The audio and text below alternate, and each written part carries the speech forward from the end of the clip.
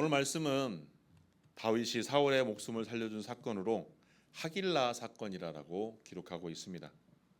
사울이 십사람으로부터 다윗이 하길라 산에 있다는 밀고를 받고 3천의 군사를 끌고 하길라 산 길가에 진을 쳤습니다. 그런 다윗은 사울이 자신을 잡으러 온 줄을 알고 이제 아비새와 함께 사울의 진영을 정탐하게 되었습니다.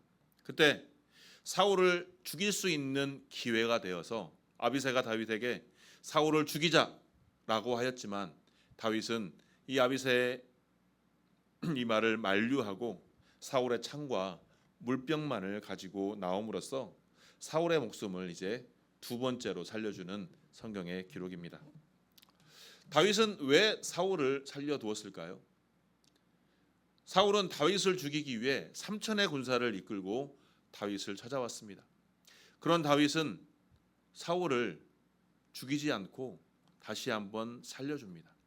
그 이유는 당장 자신의 안전이나 입지보다는 하나님의 절대 주권을 중요시 여김으로써 자신이 하나님께 합당한 자임을 증명하였던 것입니다.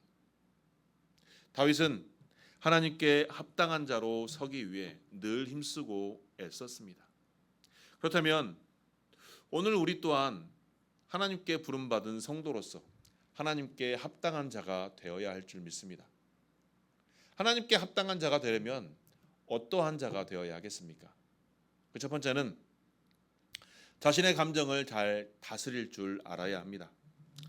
본문 9절을 보면 다윗은 사울을 죽이자는 아비새를 저지하고 있습니다.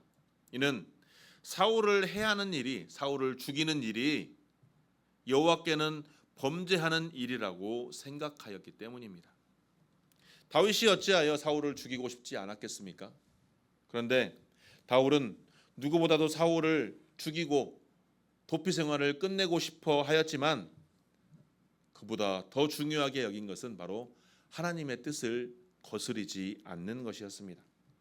또 아비새의 충성을 모르는 것도 아니었을 것입니다.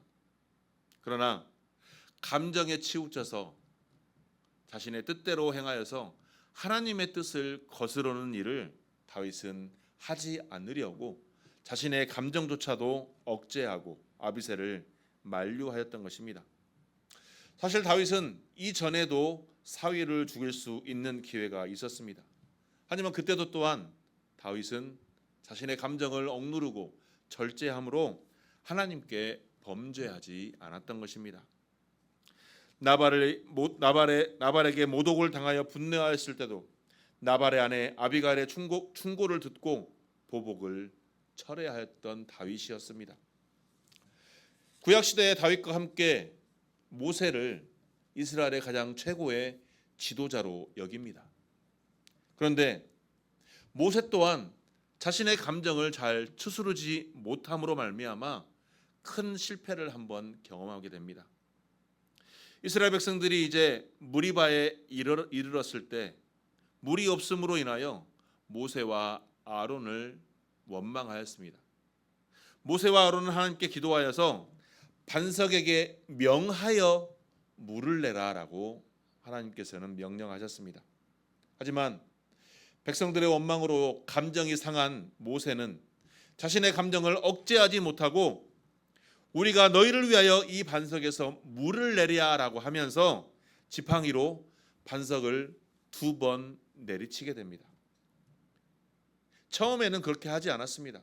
그러나 민수기에서 모세는 이스라엘 백성들이 너무나도 하나님께 반역을 거스리고 죄를 범하는 것에 분노가 이르러 자신의 감정을 억누르지 못하고 하나님께서 말씀하신 대로 반석에게 명하여 물을 내라는 하나님의 명령을 거스리고 자신의 감정을 드러내고 반석을 치게 되는 것입니다. 결국 모세는 하나님께서 원하시는 뜻대로 행하지 않음으로 말미암아 가나안 땅에 들어가지 못하게 되는 것입니다. 우리는 감정의 동물이라고 할 만큼 너무나도 감정에 치우친 삶을 많이 살아갑니다. 감정에 따라 기뻐하고 감정에 따라 슬퍼도 하며 감정에 따라 분노하기도 합니다. 이러한 감정이 없다라면 어떨까요? 너무나도 무의미한 사막과 같은 심정일 것입니다. 그런데 우리가 이러한 감정에 지배받는 삶을 살아가다 보면 하나님께서 원하시는 삶을 살아갈 수가 없음을 우리가 기억해야 합니다. 감정을 지배받는 것이 아니라 그 감정 또한 우리가 잘 다스려야 합니다. 저는 일상의 삶을 통해서 많은 사람들과 마주하며 소통을 합니다. 그 중에 하나가 타이어를 판매를 하면서 사람들과 많은 교감을 이룹니다. 그런데 저만의 특별한 방식으로 타이어를 잘 상담하여서 매출을 잘 올릴 때가 많습니다. 그것은 바로 하나님의 은혜인 줄 믿습니다. 그런데 초창기 시절 타이어를 판매하기 예전 아주 초창기 시절에 제 감정을 조절하지 못하여서 타이어 판매하는 것들을 실패할 때가 종종 있었습니다. 그 감정을 참지 못했던 것들은 무엇이냐? 저에게 하대를 하고 직원에게 하대하고 또한 제가 판매하는 제품들을 많이 폄하하였을 때 저의 감정이 잘 다스려지지 않아서 손님에게 타이어를 팔지 않고 그냥 돌려보낼 때가 종종 있었다는 것입니다. 그런데 그때는 그것이 저의 마지막 자존심을 지키는 것이라고 생각을 하였습니다. 그런데 추후 나중에 생각해 보니 그러한 내 감정 또한 잘 다스려서 손님에게 물건을 잘 팔아야 그래서 이익을 얻어야만이 결국은 내가 승리하는 것이라는 것을 깨닫게 되었습니다. 아무리 손님이 나에게 하대를 하고 제품을 폄하하고 직원들에게 하대한다 할지라도 오히려 그 손님을 잘 설득해서 나의 단골로 만들었을 때 오히려 그런 손님들이 저에게 VIP 고객이 되고 다른 고객까지 온전히 소개시켜주는 귀한 특 VVIP가 된다는 사실들을 나중에 깨닫게 되었습니다. 그런데 이러한 경험들이 저의 목회 사역에도 많이 작용을 하였습니다. 부교육자 시절에 너무나도 많은 스트레스와 너무나도 많은 고충들로 인하여 그것이 내 내면에서 자리 잡고 있게 되면 성도를 상담을 하고 성도와 만났을 때 그것들이 자연스럽게 밖으로 표출되는 경우가 있을 수 있음을 기억하게 되었고 오히려 내 안의 감정을 잘 다스렸을 때 아직은 내 안의 감정이 잘 풀리지 않았다 하더라도 성도를 만났을 때 또 예배를 드릴 때 다른 마음으로 다른 감정으로 예배드리며 성도를 신방할 수 있었던 것입니다. 우리가 성공적인 인생을 살아가느냐 살아가지 못하냐라는 것은 바로 이 감정을 잘 다스리느냐 다스리지 못하느냐입니다. 우리의 얼굴에는 너무나도 잘 나타나 있습니다. 우리의 감정이 우리의 기분이 우리의 얼굴에 잘 나타나 있으며 순간 나도 모르게 안 좋은 감정들은 나의 입술을 통해서 나타나게 되어 있습니다. 하지만 하나님께서 원하시는 사람은 그러한 감정도 잘 다스리고 그러한 잘 다스린 감정으로 인하여 하나님께서 기쁨이 되시는 언어와 행실로 통하여 우리가 하나님께 영광이 되기를 원하는 것입니다. 사랑하는 성도 여러분, 우리 내면의 감정을 잘 다스려서 나의 입술과 나의 행동을 통하여 하나님께 영광이 되고 내 주변의 많은 사람들에게 빛과 소금의 역할을 감당할 수 있는 저와 여러분이 되시기를 주님의 이름으로 축원합니다. 둘째로는 감정이 아닌 관용을 드러내는 사람이 되어야 합니다. 자, 11절에 보면 다윗은 사울에게 자신이 다녀간 사실을 알게 하려고 어떻게 행동합니까? 죽이지 않고 그 머리 곁에 있는 창과 물병만을 가지고 가자라고 합니다. 자, 여기에는 두 가지 포석이 깔려 있습니다. 하나는 자신이 왕을 죽이려 한다는 다른 이들의 모함이 거짓임을 증명하는 것이고 또 하나는 자신의 정치적인 야심이 없다라는 것을 사울에게 보여주고 있는 것입니다. 그러면서 다윗은 이번이 두 번째 사울의 목숨을 살려주고 있음을 증명하고 있는 것입니다. 이처럼 우리는 우리 삶 속에서 다른 사람들에게 관용을 베푸는 것이 결코 쉽지 않음을 오늘 성경을 통해서도 알 수 있습니다. 내가 좋아하는 사람을 내가 좋아하고 사랑하는 사람과 친하게 지내고 무언가를 베풀고 호의를 베푸는 일은 너무나도 쉽습니다. 잘 할 수 있습니다. 그런데 나를 죽이려고 하는 사람에게까지 호의를 베풀고 관용을 베푸는 일은 결코 쉽지 않습니다. 성경에 가장 어려운 대목이 무엇입니까? 여러 가지가 있을 수 있지만 오늘 말씀에서 비유를 해본다면 예수님께서 원수까지도 사랑하라는 그 말씀에 우리는 입술로는 아멘이라고 할 수 있지만 정말 우리의 가슴 깊숙이까지 정말 하나님의 말씀을 내가 아멘으로 받아들일 수 있는지, 하나님의 은혜를 깨닫고 눈물은 흘리지만 나에게 해를 입히는 사람을 위해서 기도할 수 있는 우리의 심령이 되는지, 우리가 우리의 삶 속에서 내가 받은 은혜가 하나님께 너무나도 감사하다면 그 은혜에 빗대어 내가 다른 사람까지도 용서할 수 있는 관용이 우리 안에 넘치기를 주님의 이름으로 축원합니다. 그래서 우리들이 주기도문을 할 때 우리가 우리에게 죄진 자를 사하여 준 것 같이라고 이 대목에서 내 심령이 찔림을 얻고 그 찔림을 통해서 내 삶 속에서 나를 싫어하는 사람까지도 나에게 해를 입히는까지도 관용을 베풀 수 있는 저와 여러분이 되시기를 주님의 이름으로 축원합니다. 쉽지 않지만 그 사람을 위해 기도할 수 있는 저와 여러분이 되어야 할 줄 믿습니다. 그것이 바로 그리스도인의 삶인 것입니다. 안 되지만 하려고 애쓰는 삶, 애쓰다 보니 오히려 내 마음이 편안함을 느끼고 내 마음이 감사함을 더 느낄 수 있는 것입니다. 많은 사람들에 대하여 설사 내가 불편한 사람에게 대해서도 내 마음을 더 넓히고 관용의 마음을 수용할 수 있는 저와 여러분이 되셔서 수고하고 무거운 짐진 자들아 다 내게로 오라 말씀하시는 그 주님의 마음을 소유할 수 있는 귀한 주의 권속들이 되시길 주님의 이름으로 축원합니다.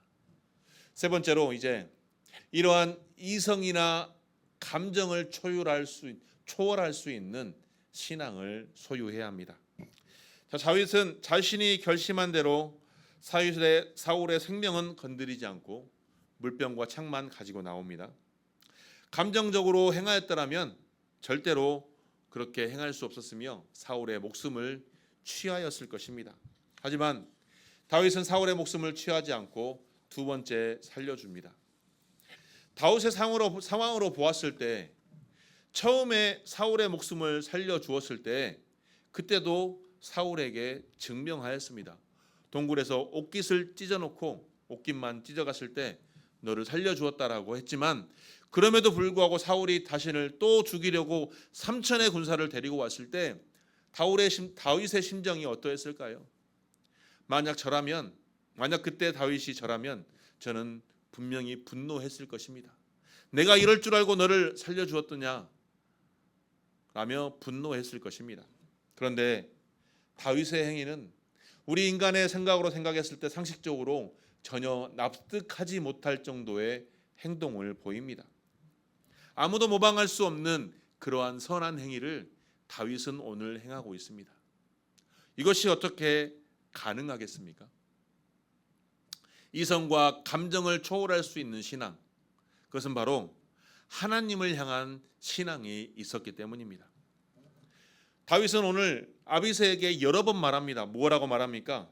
하나님께서 기름 부으신 자를 사람이 임으로 처단할 수 없다. 사울을 다시 살려주어도 하나님께서 나를 보호해 주실 것이다.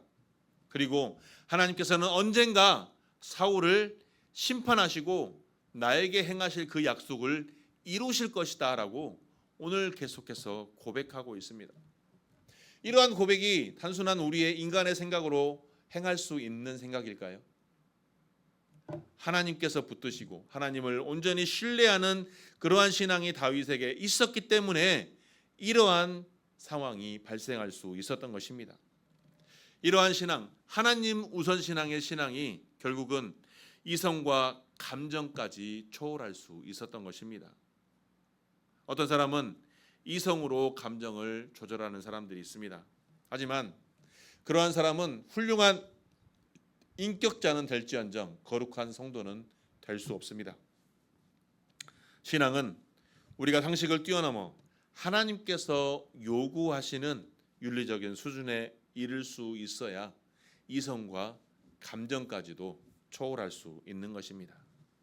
하나님께서는 베드로전서 1장 15절과 16절 말씀에서 오직 너희를 부르신 거룩한 이처럼 너희도 모든 행실에 거룩한 자가 되라 기록되었으되 내가 거룩하니 너희도 거룩할지어다라고 말씀하고 있습니다. 신앙이 없이는 아무런 이 요청에 응할 수가 없습니다. 신앙이 있다 한들 온전한 신앙이 되지 못한 자는 이러한 부르심에 응할 수가 없는 것입니다. 감정에 휩쓸리고 이성에 휩쓸려서 하나님께서 원하시는 거룩한 자가 될 수 없는 것입니다. 그러므로 상식적인 사람으로만 머물지 마시고 내 감정과 이성까지도 초월할 수 있는 귀한 신앙이 저와 여러분의 신앙이 되시기를 주님의 이름으로 축원합니다. 예수 그리스도께서 믿음의 본이 되셔서 이 땅에서 우리를 위하여 십자가를 지셨던 것, 그것은 바로 이성과 감정까지도 초월한 신앙이 있었기 때문입니다.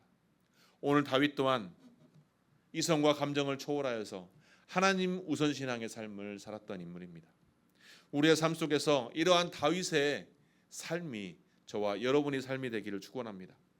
아무것도 내가 행할 수 없음에도 불구하고 할 수 없음에도 불구하고 하나님을 의지하였을 때, 성령님의 도우심을 의지하였을 때 우리의 감정과 이성까지도 초월하여서 거룩한 자로 다시 세워질 수 있는 것입니다. 거룩하다는 의미는 무엇입니까? 바로 구별되다입니다. 세상 사람들처럼 감정에 휩쓸리고 이성에 따라 아무것도 아닌 것처럼 분별한다 하지만 하나님의 것과 세상 것을 온전히 분별하여 구별할 수 있는 사람, 그런 사람이 바로 거룩한 자가 될 수 있는 것입니다. 나의 생각이나 나의 가치관, 세상적인 기준이나 이런 것을 따지기보다, 또 어떠한 상황에 흔들려서 감정에 휩쓸리기보다 오직 하나님께서 원하시는 삶으로, 하나님께서 말씀하시는 삶으로 거룩한 자의 신앙을 소유하심으로 하나님께로만 영광 돌리시고, 또한 우리의 삶을 통해, 나의 삶을 통해 하나님께서 원하시는 기쁨의 삶이 되기를 주님의 이름으로 축원합니다.